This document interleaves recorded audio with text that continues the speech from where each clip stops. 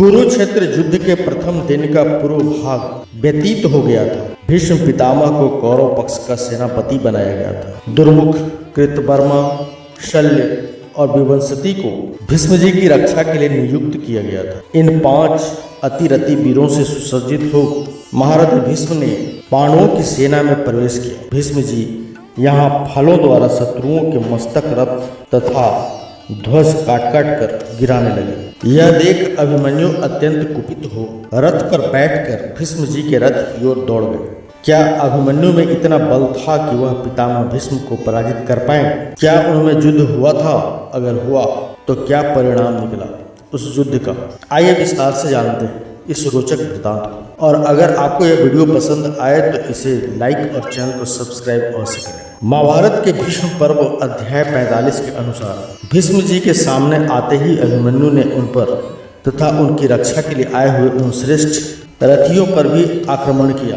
वीर अभिमन्यु ने तीखे बाण से उस ताल चिन्हित ध्वज को छेद डाला और भीष्म तथा उनके अनुगामी रथियों के साथ युद्ध आरंभ किया। उन्होंने एक बाण से कृतवर्मा को, 5 शीघ्रगामी बाणों से शल्य को भेद कर, तीखे धार वाले 9 बाणों से पितामह भीष्म को भी चोट पहुंचाई।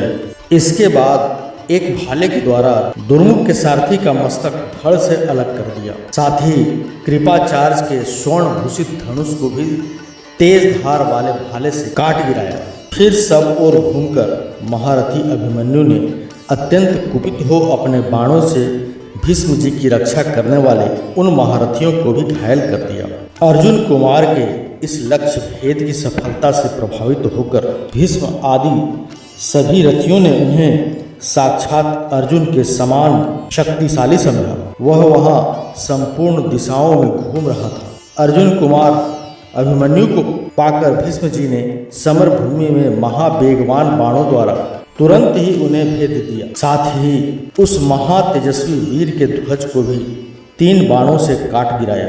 इतना ही नहीं, भीष्म जी ने 3 बाणों से अभिमन्यु के सारथी को भी मार डाला।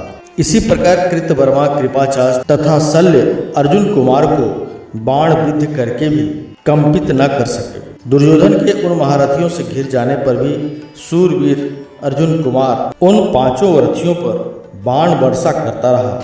इस प्रकार अपने बाणों की वर्षा से उन सबके महान अस्त्रों का निवारण करके अभिमन्यु ने भीष्म जी पर सैनिकों का प्रहार करते हुए बड़े जोर का सिंहनाद किया। तब भीष्म जी ने भी उस पराक्रमी वीर पर बाणों का प्रहार किया, परंतु अभिमन्यु ने भीष्म जी के धनुष से छूटे हुए समस्त बाणों को काट डाला। यह देख सब लोग कुछ स्वर में कोलाहल कर उठे। तब महाबली भीष्मसेन ने उस अत्यंत भयंकर संग्राम में बहुत से महान दिव्यास्त्र प्रकट किए। भीष्म जी ने सुभद्रा कुमार पर हजारों बाणों की वर्षा की। वह एक अद्भुत सी घटना प्रतीत हुई। तब पुत्र सहित विराट, द्रुपद कुमार, धृष्टद्युम्न, भीमसेन, 5 भाई, कैकेय, राजकुमार तथा सात्यकी या पांडव पक्ष के महान धनुर्धर 10 महारथी अभिमन्यु की रक्षा के लिए रथों द्वारा तुरंत वहां दौड़ाया।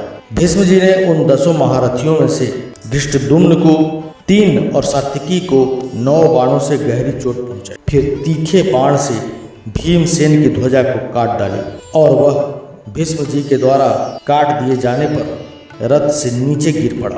तब भीमसेन ने शांतनु नंदन भीष्म जी को 3 बाणों से घायल करके कृपाचार्य को 1 और कृतवर्मा को 8 बाणों से भेद दिया। पांडव पक्ष की ओर से अभिमन्यु, भीमसेन, सात्यकी, कैकेय, राजकुमार, राजा विराट तथा धृष्टद्युम्न युद्ध कर रहे थे और पितामह भीष्म इन सब पर निरंतर बाणों की वर्षा कर रहे थे। पांडव पक्ष के वे सभी महारथी मिलकर भी भीष्म पितामह को काबू में नहीं कर पा रहे थे। इतने में ही महान धनुर्धर श्वेत अपने भाई उत्तर की मृत्यु का प्रतिशोध लेने की मंशा से वहां आ पहुंचा। वहां उसके पराक्रम को देखकर कौरव पक्ष के समस्त महारथी सेना सहित सभी भयभीत हो गए। तब उस श्वेत का युद्ध पितामह भीष्म से हुआ था। अभिमन्यु और भीष्म जी के इस युद्ध का परिणाम यह निकला कि अभिमन्यु सहित अन्य बड़े बड़े पांडव महारथी मिलकर भी पितामह भीष्म को पराजित नहीं कर पाए थे, बल्कि अभिमन्यु की रक्षा के लिए उन सभी को आना पड़ा और सामूहिक आक्रमण कर भीष्म जी को मारने का प्रयास किया, परंतु तब भी उनके पास भीष्म जी के बाणों का कोई उत्तर नहीं था। युद्ध बीच में छूट गया क्योंकि भीष्म जी विराट के पुत्र श्वेत से युद्ध करने में व्यस्त हो गए थे। जय श्री कृष्ण। दोस्तों आज के वीडियो में बस इतना ही। आशा करते हैं आपको हमारा यह वीडियो पसंद आया होगा। कृपया इसे लाइक और शेयर जरूर करें। किसी भी प्रकार की त्रुटि के लिए आप सबसे क्षमा मांगते हुए आपसे निवेदन है कि प्रेम पूर्वक परमपिता परमात्मा को मन में धारण करें और बोलें वैदिक सनातन धर्म की सदा ही जय हो।